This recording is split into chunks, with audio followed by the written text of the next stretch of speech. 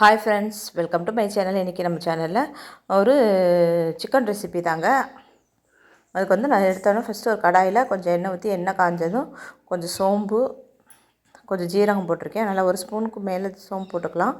அதுக்கப்புறம் கொஞ்சம் கசகசா, கொஞ்சம் பொட்டுக்கடலை, ஒரு கைப்பிடி அளவு பொட்டுக்கடலை சேர்த்துட்டு கசகசா கண்டிப்பாக போடுங்க, அப்போ தான் நல்லாயிருக்கும். போட்டு நல்லா எண்ணெயிலே நல்லா வதக்கணும். ஒரு ஸ்பூனு 1.5 ஸ்பூனு அளவு எண்ணெய் ஊற்றினா போதும். எண்ணெய் ரொம்ப ஊற்ற வேண்டியதில்லை. போட்டு நல்லா இதை வந்து வறுத்துடணும். அதுக்கப்புறம் இதில் வந்து தேங்காய், நல்லா ஒரு பெரிய முடி, ஒரு தேங்காய் ஒரு முடி எடுத்துக்கலாம். சின்ன முடியாக இருந்தால் நம்ம தாராளமாக 1.5 முடி 2 முடி அளவுக்கு எடுத்துக்கோங்க. ஏன்னா நம்ம இன்றைக்கி குருமா மாதிரி தான் செய்ய போகிறோம்.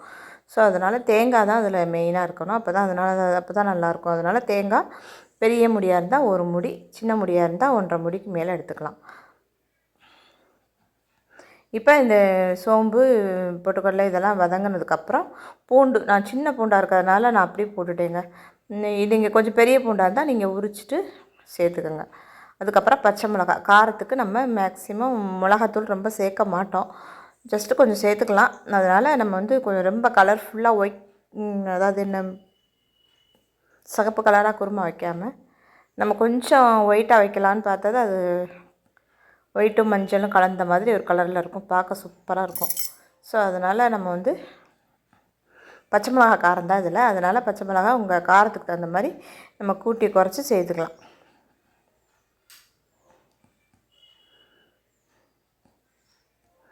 அதுக்கப்புறம் தேங்காய் வந்து நான் கீறிட்டு மிக்சியில் தேட்டு ஒரு துருவல் மாதிரி மிக்சியில் பல்ஸில் போட்டு நான் துருவிட்டு இந்த மாதிரி சேர்த்துக்கிட்டேன். நீங்கள் கீறினதோடு நம்ம போட்டோம் அப்படின்னா நம்ம மிக்ஸி அரைக்கும் போது அது எப்படி தான் அரைச்சாலும் எப்படியாவது 1-2 பீஸ் வந்து நல்லா அரைய மாட்டேங்குது.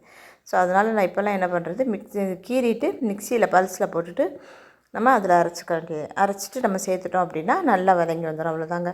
இப்போ நல்லா தேங்காய் வதங்கினோம், இதை எடுத்து ஆற வச்சிடணும். அதுக்கப்புறம் நம்ம நம்ம குக்கர்லேயே செஞ்சிடலாம் அப்படின்ட்டு குக்கரில் ஒரு குக்கரில் எண்ணெய் ஊற்றி எண்ணெய் காஞ்சதும் ஒரு பட்டை, சின்ன துண்டு பட்டையும் பிரியாணி இலையும் போட்டிருக்கேன். கொஞ்சம் சோம்பு போட்டு நல்லா வதங்கினதுக்கப்புறம் வெங்காயம், பெரிய வெங்காயம் சின்ன வெங்காயம் நீங்கள் எதை கட் பண்ணிக்கிட்டாலும் சரி, நைஸாக கட் பண்ணி அதையும் சேர்த்து அதில் போட்டு நல்லா வதக்கிடணும்.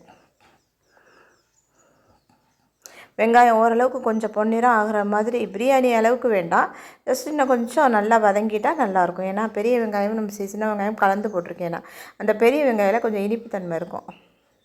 அதனால் நம்ம அதை கொஞ்சம் நல்லா வதக்கிட்டோம் அப்படின்னா நம்மளுக்கு அந்த செய்கிற டிஷ்ஷு எதாக இருந்தாலும் நம்மளுக்கு அது வந்து நல்லாயிருக்கும். அதுக்காக தான் நம்ம கொஞ்சம் வெங்காயத்தை மட்டும் கொஞ்சம் பொறுமையாக வதக்கிட்டு அதுக்கப்புறம் தக்காளி, சின்ன தக்காளியாக ஒரு 4 தக்காளி அளவு சேர்த்துருக்கேன். மீடியம் சைஸ் தக்காளின்னு வச்சுக்கலாம். 4 தக்காளி அளவு சேர்த்துருக்கேன். எப்பவும் போல் இது வதங்குறதுக்கு இந்த தக்காளி போட்ட உடனே கல்லுப்பு போட்டுறதுக்கு, அப்போ தான் ஈஸியாக வதங்கிடும். அப்படிங்கிறதுனால நம்ம கல்லுப்பு போட்டு நல்லா வதக்கிடணும். இஞ்சி பூண்டு பேஸ்ட்டு இந்த இடத்துல நம்ம சேர்த்துக்கலாம். நான் அதிலே போட்டேன், நான் சொல்ல மறந்துட்டேன். அது வதக்குனதுலே நான் இஞ்சியும் போட்டிருக்கேன். அதனால் நம்ம அதிலே போட்டுக்கலாம். இல்லை அப்படின்னா இந்த இடத்துல நம்மளுக்கு இஞ்சி பூண்டு பேஸ்ட் நீங்கள் எப்படி ஃப்ரிட்ஜில் வச்சுருந்தீங்கன்னா இந்த இடத்துல ஒரு தாராளமாக ஒரு ஸ்பூன் 1.5 ஸ்பூன் சேர்த்துக்கலாம். நான் இந்த ஒரு சின்னமாக ஒரு சைஸு, ஒரு விரல் அளவு சைஸு நான் எடுத்திருக்கேன். ஏன்னா இதுக்கு வந்து சிக்கனுக்கு எப்போவுமே இஞ்சி பூண்டு பேஸ்ட்டு தான் மெயின் சிக்கன் செய்யும்போது. ஏன்னா இஞ்சியோட வாசம் தான் நல்லாயிருக்கும். சிக்கனுக்கு வந்து அது பெஸ்ட்டு, ஒரு நல்ல வாசம் கொடுக்கும், அதோட நல்ல ஜீரணத்துக்கும் சரி. அதனால் கம்பல்சரி சிக்கனுக்கு இஞ்சி பூண்டு பேஸ்ட்டு அவசியம்.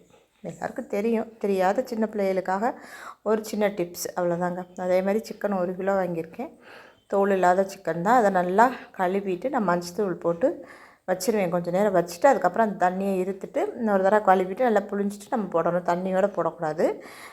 அதை கொஞ்சம் கவனமாக நம்ம எல்லாத்தையும் இதில் போட்டுட்டு தக்காளி வெங்காயத்தோடு சேர்ந்து நல்லா ஒரு பிரட்டி விட்டோம் அப்படின்னா அதுவும் நல்லா கொஞ்சம் வெந்து வரும். கொஞ்சம் நேரம், ஒரு நிமிஷம் 2 நிமிஷம், ரொம்ப பிரட்டி விடணும்னு கிடையாது, ஒரு நிமிஷம் 2 நிமிஷமாவது நம்ம நல்லா. ஏன்னா குக்கரில் நம்ம விசில் தான் விட போகிறோம்.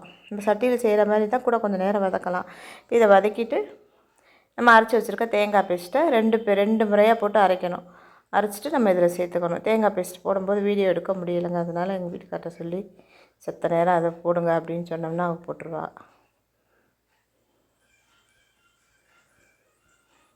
ஒரு கையிலே நம்ம வீடியோ எடுக்கிறோமா, அதனால் கொஞ்சம் இந்த மாதிரி போடும்போது கொஞ்சம் சிரமமாக இருக்கும். சில நேரம் வீடியோ நம்ம ஒரு ஆளாக இருந்தோம்னா நானாக தான் போட்டுட்டு வீடியோ எடுக்கும்போது சொல்ல தான் முடியுது.